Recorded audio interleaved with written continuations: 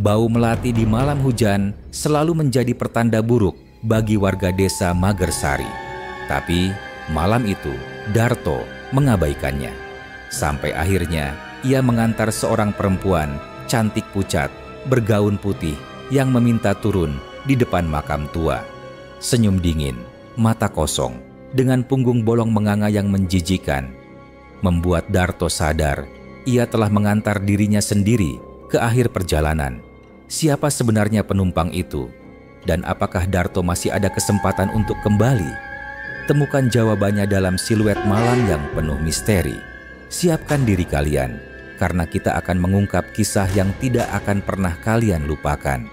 Jangan lupa subscribe, like, dan share video ini ke teman-teman kalian, agar mereka juga bisa merasakan misteri yang sama.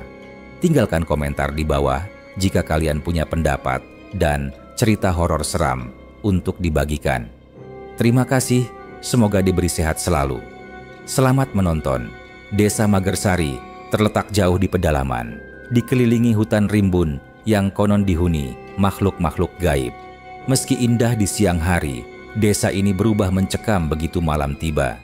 Tak ada yang berani keluar rumah selepas pukul 9, apalagi menuju hutan di sisi timur, tempat berdirinya makam tua yang dipercaya sebagai pintu gerbang roh penasaran. Sejak puluhan tahun lalu, orang-orang tua selalu mengingatkan, jangan pernah berjalan melewati makam tua di sisi timur, apalagi setelah hujan. Jika kau mencium wangi melati di malam hujan, pulanglah. Itu tandanya ia sedang berkeliaran. Namun, peringatan itu sering dianggap hanya mitos belaka. Sampai akhirnya, satu demi satu orang desa menghilang, dan cerita itu menjadi kenyataan yang menakutkan. Malam itu, hujan turun deras, membasahi jalan berlumpur yang menuju desa Magersari. Petir membelah langit, menyulut bayangan pepohonan seperti raksasa menari di tengah kegelapan. Angin menderu kencang, membawa suara aneh yang menyerupai bisikan, membuat bulu kuduk siapapun berdiri. Darto, seorang sopir angkot malam, mengusap wajahnya yang basah, keringat meski udara begitu dingin. Tubuhnya lelah, namun pikirannya dipaksa tetap awas. Ia hanya ingin cepat sampai rumah. Tapi, satu penumpang masih tersisa. Seorang perempuan muda, cantik, bergaun putih panjang, duduk kaku di kursi belakang. Sejak dari terminal terakhir, perempuan itu tak berkata sepatah kata pun. Tubuhnya tegak, matanya menatap lurus ke depan, tak pernah berkedip. Mbaknya ini mau kemana ya? Sampai terminal terakhir belum turun, batinnya sambil melirik kaca spion. Akhirnya, Darto memberanikan diri bertanya. Suaranya tercekat di antara deru hujan. Mbak mau turun di mana? Ke makam tua, di ujung jalan. Jawabnya pelan, nyaris tak terdengar di antara deru hujan. Jawabannya membuat darah Darto berdesir. Jantungnya berdegup liar. Makam tua? Ia tahu jalan itu. Meski ada beberapa rumah penduduk tak jauh dari situ, orang-orang memilih menghindari lewat sana. Apalagi saat malam hujan. Konon, di sanalah roh-roh penasaran berkeliaran. Semua kisah yang pernah ia dengar tentang makam tua itu tiba-tiba muncul di benaknya. Tapi ia tetap menginjak gas, mencoba menenangkan diri dengan berpikir, mungkin dia tinggal di rumah sekitar situ. Baik mbak, suaranya bergetar meski ia berusaha terdengar biasa. Namun semakin jauh mereka melaju, suasana dalam angkot menjadi aneh, semakin asing dan sunyi. Tak ada suara selain mesin tua yang meraung dan tetesan hujan yang menghantam atap. Angkot bergetar di jalanan. Sesekali Darto melirik lewat kaca spion, berharap melihat sesuatu yang normal. Tapi yang ia lihat sama. Perempuan itu duduk kaku. Tubuhnya tak bergerak sama sekali, bahkan saat mobil terguncang melewati jalan berlubang. Mata perempuan itu masih menatap lurus, tak berkedip, seolah tak ada kehidupan di dalamnya. Darto menelan ludah, tangannya gemetar di setir. Rasa dingin mulai menjalari tengkuknya. Ia mencoba memecah keheningan dengan bertanya lagi. Pulang malam, dari mana mbak? Tak ada jawaban, hanya keheningan yang semakin menekan dada. Darto merasa punggungnya dingin, seolah ada hawa lain di belakangnya. Perlahan, Darto mulai mencium bau melati. Semakin lama, semakin kuat, seakan memenuhi seluruh kabin sampai membuat tenggorokannya kering. Padahal hujan deras seharusnya menghapus aroma apapun, tapi aroma itu justru makin kuat.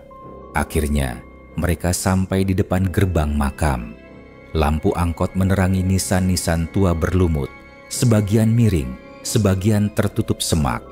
Angin berhembus membawa suara yang mirip dengan tangisan jauh di dalam hutan. Saat angkot berhenti, perempuan itu turun perlahan. Langkahnya pelan, seakan-akan tak menjejak tanah. Gaunnya menjuntai, basah menempel di tanah becek. Ia berjalan menuju arah makam. Darto yang masih menunggu bayaran akhirnya memberanikan diri membuka kaca jendela. "Mbak, uangnya belum..." Perempuan itu berhenti dan berbalik berjalan mendekati Darto. Rambut hitam panjangnya bergeser, menyingkap wajah pucat keabu-abuan. Kulitnya pucat seperti mayat yang terlalu lama terendam air. Matanya kosong tanpa cahaya. Bibirnya melengkung membentuk senyum, dan senyumnya senyum aneh yang tidak pernah sampai ke mata. "Terima kasih," ucapnya sambil menyodorkan uang. "Tapi kau sudah terlambat."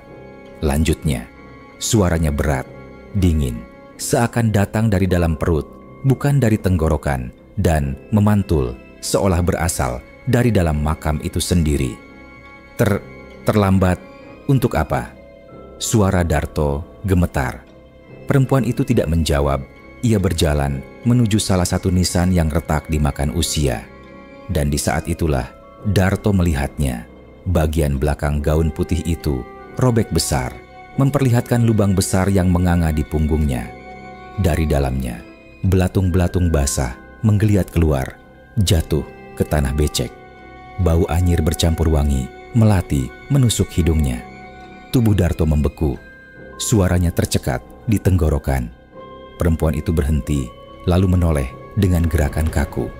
Menatapnya, kali ini dengan wajah bengkok dipenuhi kebencian. "Aku mati, dikhianati. Sekarang giliranmu menemaniku." Suara tawa lirih yang serak bergema di telinganya, bercampur dengan bisikan halus. "Sudah lama aku menunggu. Kau akan jadi temanku." Petir menyambar. Sekejap kemudian, lampu angkot padam. Hanya kilatan petir yang menerangi wajah pucat perempuan itu. Dan setiap kali cahaya menyambar, perempuan itu menghilang dari posisinya. Dari jauh, kemudian mendekat. Saat kilatan berikutnya, ia sudah lebih dekat, di samping angkot, lalu tepat di depan kaca. Rambut hitam basahnya menempel pada kaca, menutupi pandangan. Matanya kosong, tapi mulutnya terbuka lebar. Suara tawa serak mengerikan keluar lagi dari sana. "Ayo ikut aku ke dalam lubang." Darto mencoba memutar kunci. Mesin meraung sebentar, lalu mati.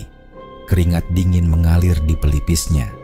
Tangannya gemetar, berulang kali mencoba menyalakan mesin, namun sia-sia. Tiba-tiba, pintu angkot bergetar keras, seolah ada sesuatu yang ingin masuk. Dari balik kaca, terlihat jari-jari pucat panjang, kukunya hitam, mencakar-cakar kaca hingga menimbulkan suara mencicit.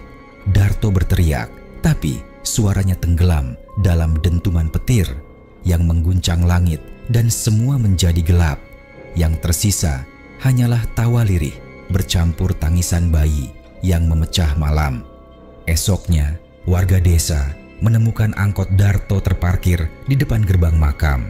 Mesinnya masih hangat, kunci masih tergantung di tempatnya. Namun Darto tak ada di dalam.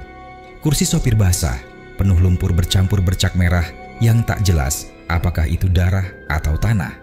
Seorang warga mengaku sempat mendengar suara perempuan menangis semalaman, memanggil-manggil nama seorang bayi dari arah makam. Bau melati memenuhi udara. Beberapa tahun sebelum malam itu, ada seorang gadis desa bernama Sari. Cantik, lugu, dan menjadi incaran banyak lelaki. Ia jatuh cinta pada seorang pemuda perantau, namun hubungan mereka tidak direstui. Ia hamil di luar nikah. Saat Sari hamil, Pemuda itu menghilang, meninggalkan Sari sendirian, menanggung penderitaan dan malu. Sari menjadi bahan gunjingan.